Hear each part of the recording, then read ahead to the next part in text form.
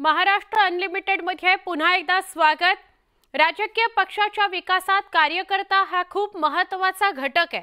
कार्यकर्त्याच्या जीवावरच पाठबळावरच कुठलाही पक्ष मोठा होतो, वाढतो। ज्या पक्षाकडे जास्त कार्यकर्ते तो पक्ष ताकदवर, असा आजवरचा इतिहास आहे। पण कार्यकर्त्यांच्या बळावर वाढणारे सगळेच पक्ष उमेदवारी देताना मात्र कार्यकर्त्यांचा विचार करतात का, हा प्रश्नच आहे। लोकसभा निवडणुकीच्या माध्यमातून पुन्हा एकदा नात्या गोत्यांचं राजकारण रंगल्याचं आपल्याला बघायला मिळतं।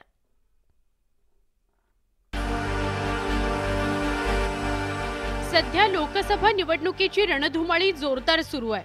सभा, रॅली आणि प्रचारही कार्यकर्त्यांशिवाय शक्य नाहीत। त्यामुळेच कार्यकर्ते हेच राजकीय पक्षाला वाढवत असतात असं म्हटलं तर वावगं ठरणार नाही। पण जेव्हा जेव्हा काही देण्याची वेळ येते, पद वाटण्याची वेळ येते, तेव्हा राजकीय पक्षात नेत्यांची पोरबाळ आणि नातेवाईकांचाच विचार होतो। आत्ताही लोकसभा निवडणुकीच्या माध्यमातून हेच नात्या गोत्याचं राजकारण प्रकर्षाने समोर येत आहे। राजकीय पक्षांची लोकसभा उमेदवारांची यादी पाहता हे सहज लक्षात येईल। पहिल्यांदा निवडणुकीत उतरणारे अनेक उमेदवार हे राजकीय नेते आणि घराण्यांशीच संबंधित दिसतात। बारामतीच्या राष्ट्रवादी काँग्रेसच्या उमेदवार सुनेत्रा पवार या उपमुख्यमंत्री अजित पवारांच्या पत्नी आहेत।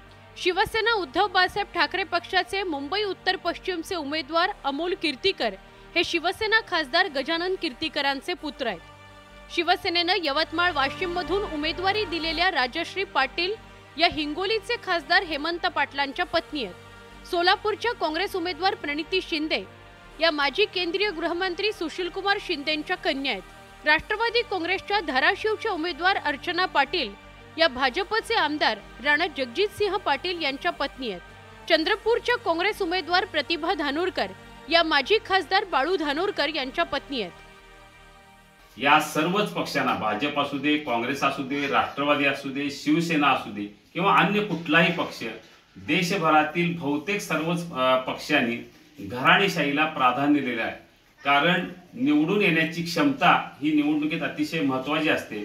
त्यामुळे घराणेशाहीतला थोडंसं बाजूला ठेवून निवडून येण्याच्या क्षमतेला प्राधान्य देऊन सर्वच पक्षांनी घराणेशाहीला पसंती केलेली आहे। सगळेच पक्ष एकमेकांवर घराणेशाहीचा आरोप करतात, पण निवडून येण्याची क्षमता या गोंडस ठोकताळ्याच्या नावाने सगळेच पक्ष मातब्बर नेत्यांच्या कुटुंबियांच्या गळ्यात उमेदवारीची माळ टाकतात।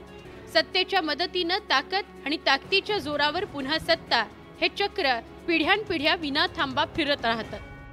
महापालिका असू दे, जिल्हा परिषद असू दे किंवा विधानसभा, लोकसभा या सर्वच निवडणुकीत ज्या घराण्यात सत्ता असते तो सत्तेच्या बळावर मोठा झालेला असतो आणि त्याच सत्तेचा वापर विजयासाठी होत असतो। म्हणून अपरिहार्यता किंवा निवडणूक जिंकण्याची क्षमता हे दोन्ही पाहून सर्वच पक्ष घराणेशाहीला प्राधान्य देतात। आरोप मात्र घराणेशाहीचा दोन्ही पडून निश्चितपणे होत असतो। सुशिक्षित तरुण तरुणींच्या राजकारणातल्या सहभागाकरता सगळेच पक्ष आवाहन करतात, पण उमेदवारी देताना मात्र अत्यंत तुरळक प्रमाणात या कार्यकर्त्यांचा विचार होतो। त्यामुळेच सध्या सक्रिय राजकारणात सहभागी होण्याचं अनेक जण टाळतात। हे चित्र जर खऱ्या अर्थानं बदलायचं असेल तर सगळ्याच पक्षांनी निम्म्याहून अधिक जागा तरी सर्वसामान्य कार्यकर्त्यांकरता राखीव ठेवायला हव्यात।